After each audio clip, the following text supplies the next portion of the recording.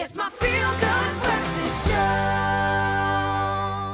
It's a Monday morning. Welcome back to your Feel Good Breakfast Show. We're live, large and in charge right here on SABC3. Now, we've been talking all about it this whole morning. Queen Sono. Now, the soundtrack will definitely make you feel proud to be African, featuring the likes of Sauti, Madjozi and Black Motion.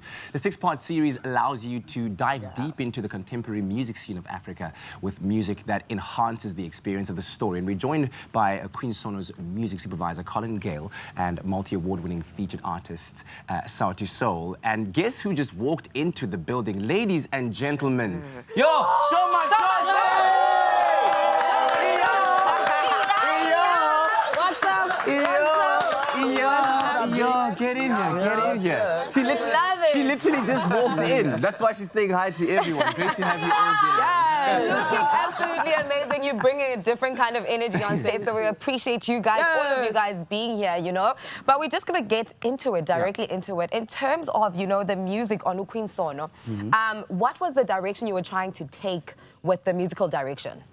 I think Netflix really wanted to make sure that the music, along with the story, that the music also was critical, and we needed to match the intensity of the character, intensity of what was going on set. And you can't do that better than these guys.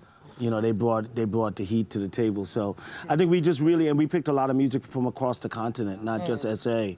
So you got big things from Nigeria, out of Kenya, just across Simi, a bunch of different artists really taking that material to really translate what we were trying to say. So it was the first time that, you know, the network really came in and said, music is the next star, so make sure that you deliver that. So I think that was a great opportunity for us. And it's a pretty big platform that you're working off of, and you talk about an African first as well, so it just further enhances what it is that you're trying to put onto the map. And so then, Disco Matanga.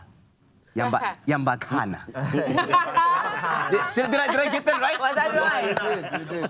Yambakana. There we go. Thank you very much for the correction. So how then do you find this song? How does it come about?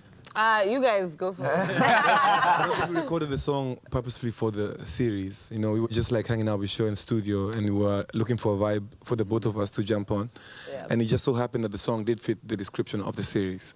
But it doesn't speak, the topic is also left field, but the vibe is what we're going for. It marries well with the content and the, you know, the series. Yambakana, what does it mean by that? Yambakana means to refuse.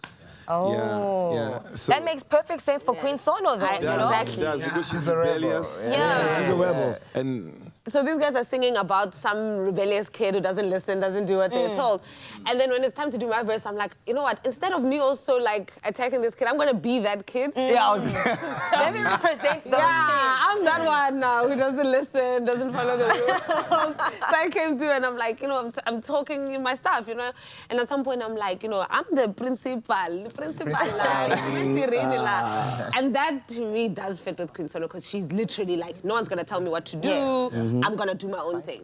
That for me, like, yeah, it does fit. You know? It absolutely does fit very well. And she's very naughty. She's very naughty. She's very very Pat, are you listening?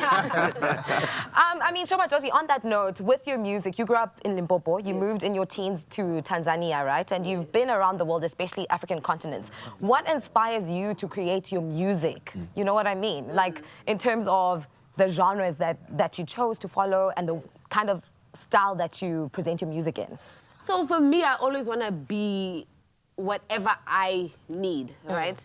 I wanted there to be a Tsonga pop star, and instead of just crying that there isn't one, I'm like, I'm gonna be that. And then I also sometimes felt weird about the fact that, like, I feel almost torn between two worlds. So grew up in South Africa, but also grew up in Tanzania. So I'm in both of those. I'm very South African, but I also do speak Swahili, and it's a part of my life, the fact that I lived in Tanzania. For years, my family was in Tanzania, you know? So then instead of saying there's nothing that binds these two, I'm gonna create that. So I'll take a South African beat, but I'll use Swahili on it. Like, kind of marry those worlds, you know? And like, I mean, I don't know how you guys felt when you first started hearing me maybe playing like in East Africa. As an East African, the first time I had Huku by Shaw, we were blown away. I think we sent it to our entire like continent. Yeah. Literally pulled me aside and took me in your car And told me, listen to this, listen to this. And I mean, your music is quite big in East Africa, because I was in Kenya last year sometime, literally. And it's like when you walk into, you know, a space where people jam, your songs are literally playing. So I had this crazy idea that, people must know me, but actually people just knew the songs, they didn't know me. Oh, really? So like, you get a strange reaction when you walk in there? Absolutely. I was in this club once and literally was dancing. Why are you laughing? I'm sure he knows what I'm gonna say because they start playing huku. So I get up, I'm like, yes, that's my song. And the girl next to me is like, girl, me too. I'm like, no, really? Like, she literally walked up, she was like, I feel you, girl. I was like, oh my God. That's incredible.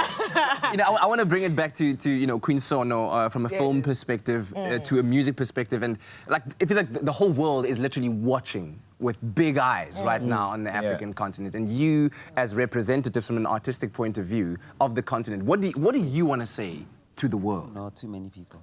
I don't like that. We want to tell African stories, being the ones to say these stories through our eyes, you know, and have people relate to the music and also to what they see in the movie, and the connection between the music and the scenes, because the movie has been shot in different parts of the continent, and with that, with the music also transcends through to the people, and you can have young kids aspire to go to Zanzibar, to go to Harare, instead of wanting to go somewhere else, you know. And the music is also as African as it gets. Yeah. So good. Yeah. Watching that, I feel like this is something really big that's happening. And I want us to like really live in this moment and really feel it. Not look back on it and be like, wow, that was such a big thing. This is a big moment. It is. Like watching that, I'm like, it felt so good. Like hearing the music and hearing this African music. And other reasons for us to get together, right? Because artists don't have like a space, more spaces and more platforms where they can come together from different regions, from different places. So things like this Queen Sono on the soundtrack and Netflix allows us the opportunity to pull all this together in one beautiful space, right? With a visual that is really changing the narratives. We're the only one that can change this narrative. And I think people have been coming in.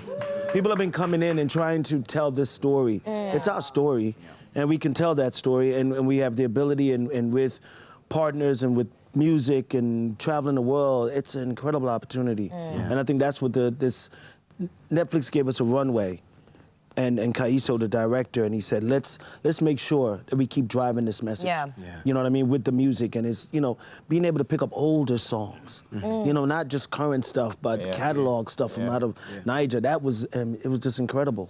And so we hope for season 2 to do it again and keep doing it, but just getting these guys together and watching that energy in that room and watching them just click, that's special. Colin Gale, the future Secretary General and his cabinet of the United Nations of Africa, soon to be incorporated into international law. Listen, it's wonderful having you all here. Absolutely. And of course, the sound stage is set up, and we cannot wait to hear you performing on this Monday. It's that kind of Monday on your Feel Good Breakfast Show.